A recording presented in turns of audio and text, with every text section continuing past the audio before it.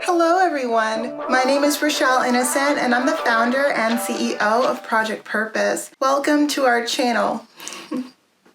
Our community is focused on fostering the intellectual and character development in children. We do this through our parent-child workshops that are focused on 4 themes: autonomy, self-efficacy, compassion, and self-concept, in order to cultivate grit, perseverance, and resilience in each child. And we are so thrilled to be offering one of the first of its kind digital, virtual, and continuous learning environments, enabling parents and children to connect from all around the world. At Project Purpose, our overarching mandate is to renew and rebuild family, community, and relationships. Our different social media platforms provide us with an opportunity to have discussions on all topics that relate to family, community, and relationships with ourselves as well as with others, with a primary focus on mental health and education. More precisely, the ways that the institutions of mental health and education play a role and have played a role in our societies at large. These discussions and debates provide us with an opportunity to think critically about what needs to change within these structures for us to live up to our bold slogan: support, protect, and empower each child through youth-focused development, better known as leadership in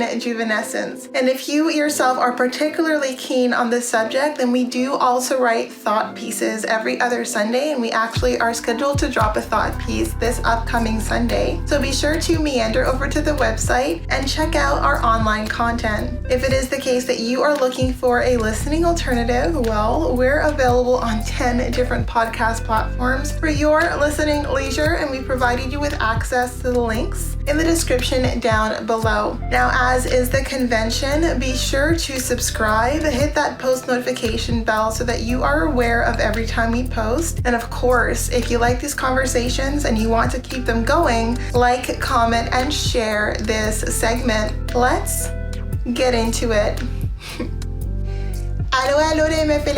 Hello, ladies and gentlemen, and welcome back to another segment here on Project Purpose. For those of you who are new, we cover topics that relate to mental health, mental wellness, and education on a week-by-week basis. And today our topic of discussion is mental health. And the topic of mental health, this is part 2 of our series on things to think about when it comes to self-improvement and adopting a self-improvement mindset. And we're just going to be giving you baseline, so fundamental building blocks to cultivating an attitude and a lens focused on self-improvement, recognizing that we are all works in progress and we can own our own development, right? And I think that there are different attitudes and different baselines that we want to establish so that when we think about self-improvement, we're not looking at it from a place of criticism, from a place of self-hatred, from a place of self-loathing. I am a firm believer that if there is anything that you want to improve upon, it's best to do it from a place of love, from a place of acceptance, though wanting more or better for yourself, from a place of compassion. And I also do believe that it's really very important that we are the ones driving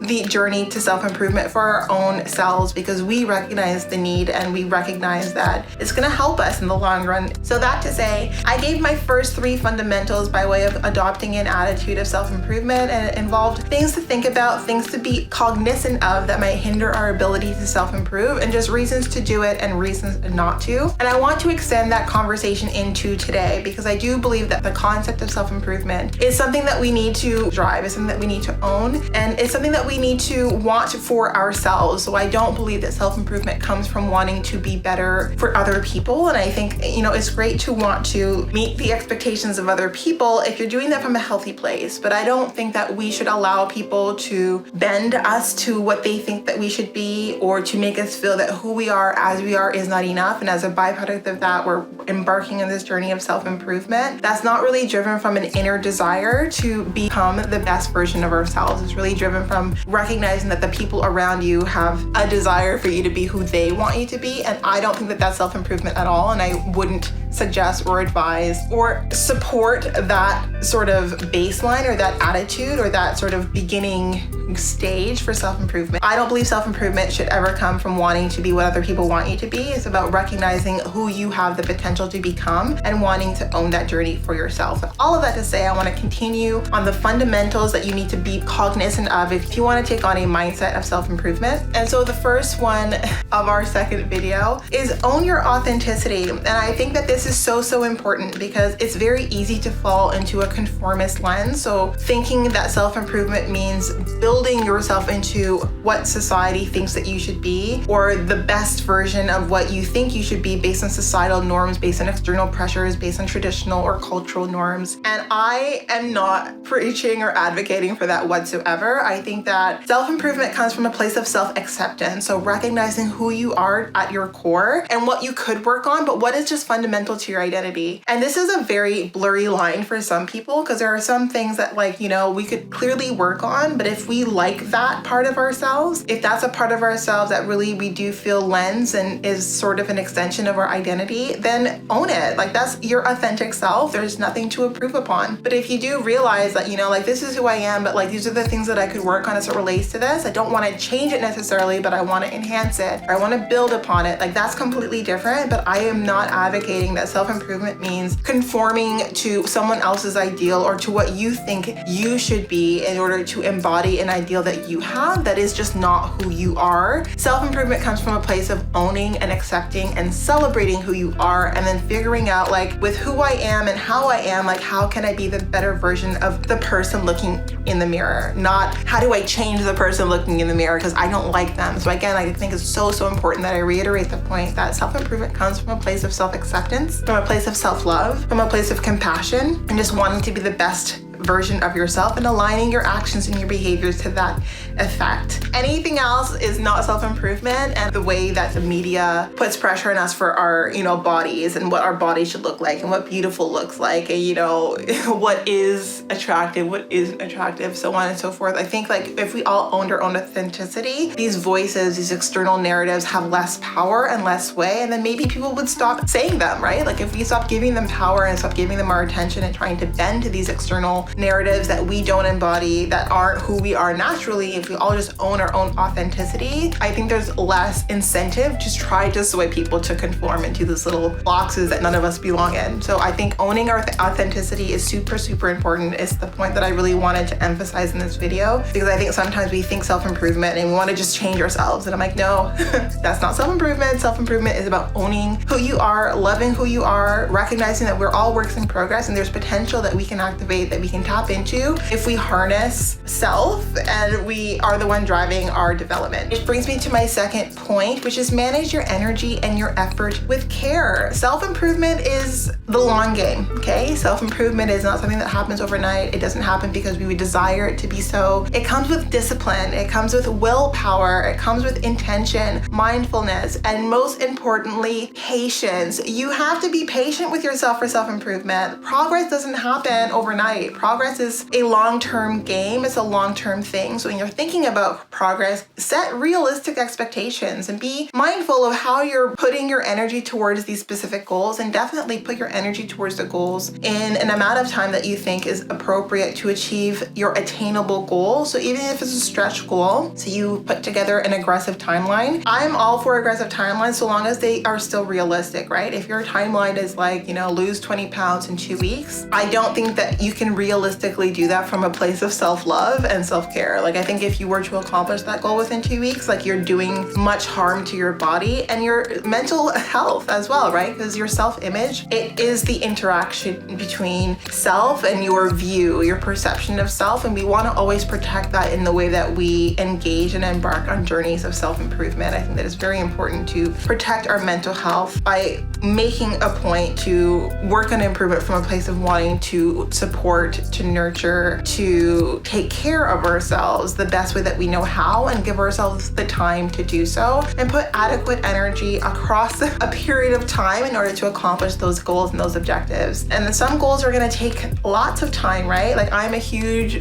believer of goals. There are some goals that you set that are daily goals. Some goals are weekly, monthly. Some goals are yearly. Some goals are multi-year goals, like, you know, like a 3-year plan. Like, to think that you could accomplish it in 6 months when, you know, it would probably realistically take 3 years. I mean, set yourself up for success by setting realistic timelines, and again, managing your energy and your effort with care. And lastly, and this is so key and so important, and those who have spent enough time with me over the length of my life have heard me say it quite frequently, and it's about stages and phases. When it comes to the expectations that we have of ourselves, like, be cognizant of the stage and phase that you're in. There was a time where the goals that I had by way of my own self-improvement, they were based on like my maturity level, they were based on like my experiences in the world, based on just how little of the world that I knew, and as a byproduct of that, how little of myself I knew, right? So for me to think that, at 15, I could set the same goals for myself that I would, in my 30s would be completely unfair and unrealistic, and setting myself up to always feel like I'm behind. So give yourself sort of the recognition that your development is going to also be constrained by stages and phases. We're going to go through different stages and phases in our life that might mirror or make it so that the things that we're working on are attributed to the stage and phase that we're in. And once we grow out of that stage or that phase, like the things that we're going to be working on are different. But I'm not going to work on something that has absolutely nothing to do with like the stage or phase that I'm in, right? So like, it's important to be future planning, to like think long term, and to see, well, at this point in my life or at this stage in my life, like these are the goals that I would like to have, but let's see where life takes me, because again, like life can be unexpected. But like, be cognizant of stages and phases. Like, I wasn't planning my wedding at 14, and maybe that was a reality from way back when, but it wasn't my reality, and I was very cognizant that just wasn't the stage I was in mentally, emotionally, spiritually. I mean, if anyone married me below the age of 25, it wouldn't have been a smooth ride, that's for sure. But like, I was aligned to the stage and phase that I was in. Like, I knew that like, if I was going to go for sort of the typical timelines and milestones, that I was pushing myself beyond my personal stage and phase, and I just needed to be in inner alignment to recognize like there are certain things that people achieve or have achieved that just aren't aligned to my own personal stage and phase. And I think stages and phases are individual, they're not collective. And I think sometimes our collective likes to put timelines in place and ages in place and call those stages and phases, but no, your stages and phases are self-informed. You're the one that decides what stage or phase that you're in. Are you in the stage and phase where you're focused on learning, where you're focused on, career goals, you're focused on life goals, where you're focused on traveling? Like, stage and phase is something that you define, you stamp, you label, and then you attribute different goals to build into your own self-improvement based on the stage and phase that you have like informed the masses of, not allowed the masses to inform you of. And I think that these are such important baselines. And again, these are the next three of the first three that I provided in my first video. So check that out if you haven't seen it, because I do think that if we want to take on a lens of self-improvement, there are just ways to do it that can be really unhealthy. I wanted to give a baseline, a foundation, so that we can do it in a healthy, constructive way, mitigating and sort of cultivating the critical lens around the narratives that we take on and the narratives that we have to abandon to like properly take on a lens of self-improvement and to properly adopt a mindset of self-improvement as well. In any case, that is it for today. Thank you so much for tuning in. And before letting you go, I would be remiss if I didn't let you know that we will be going live at least twice a month, every month for the foreseeable future on our Facebook page. So definitely join in on our live events. Now, these events are paid events, though we do facilitate them in such a way where we are cultivating the critical thinking and the life skills to derive more meaning and fulfillment out of life. So if you do see yourself participating and engaging and interacting with our Game Changer community on a more ongoing basis, then I do suggest that you take a look at our package plans. So we do offer package plans that give you unlimited access to our live events, as well as access to webinars and workshops over and above those live events. So definitely stay tuned for that. And if you're concerned about the price, please don't be. We've just incorporated a new payment solution, Afterpay, that gives you the opportunity to pay in 4 installments over a period of 6 weeks to make all of our programming more accessible to you. And I guarantee you, we have more great news in the pipeline. We have more on the go, on the way, and we're so thrilled to be sharing with you and to be growing and evolving our Game Changer community. So that is it, and that is all for today. Thank you so much for tuning in. And if you're still here, subscribe to our YouTube channel, subscribe to all of our platforms. We are on every social media platform you can think of, so definitely follow us, support us, be part of our growth, and I look forward to chatting with all of you very soon. We'll talk to you later.